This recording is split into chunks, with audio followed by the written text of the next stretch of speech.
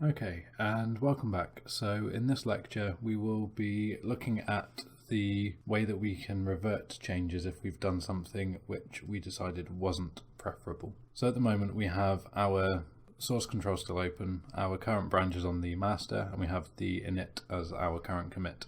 So if we go back to our project, and I'm just going to do something very quick. So don't feel as though you need to follow along, because at the end of this lecture we'll be removing everything that we've included and carrying on as though it didn't happen. This is purely a demonstrational thing for the source control. So what I'll do is I'll go down here and I'm going to copy the player, so we get BP player 2. And then I've dragged this into the world, so it's just lined up on this wall, and we'll move it out a little so that if we press play he'll appear in the world with us. I'm going to press Ctrl S to save this, so we now know that we have it in the project. And then all I want to do is I'll close this. I'm going to go back to our source control, our source tree, double click on the space shooter to make sure we're in here. And now if we go back to the file status, we have the yellow icon, which means we have 4 changed items, and the purple means that we have 2 unknown items. So essentially that means 2 brand new items. So if we take a look at what they are down here, the main map has been changed, and that's because we've added a new object into it, which is BP player 2. Which has written something to the cached asset registry, screenshot's been updated, and the editor project settings.ini has been updated. So these are all 4 files which are currently being tracked anyway, and they've just had something happen to them.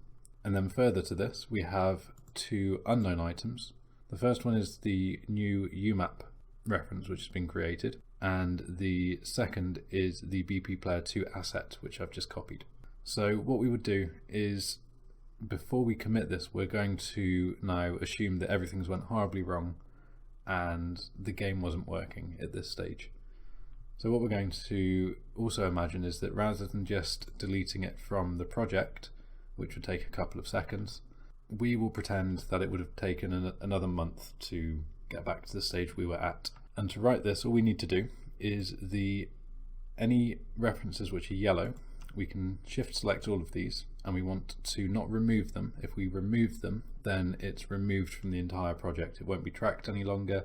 It will be deleted from the system. We don't want to do that from anything which is being tracked usually. What we do is we just say discard. So we discard the reference that it has to it. So that means that the most recent reference it has to those tracked objects now is the one in this section of the commit we've done already.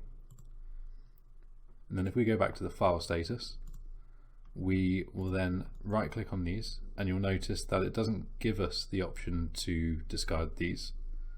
So the only objects we ever want to remove are the ones where we don't have the option to discard them, because that means they're not currently tracked in the game, which means 1, that won't break anything if we remove it, and 2, if something's gone wrong, it's quite likely to be the newer part which isn't yet tracked, which is causing the issue.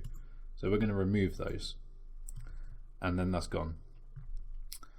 So now if we go back to the master, the uncommitted changes have gone.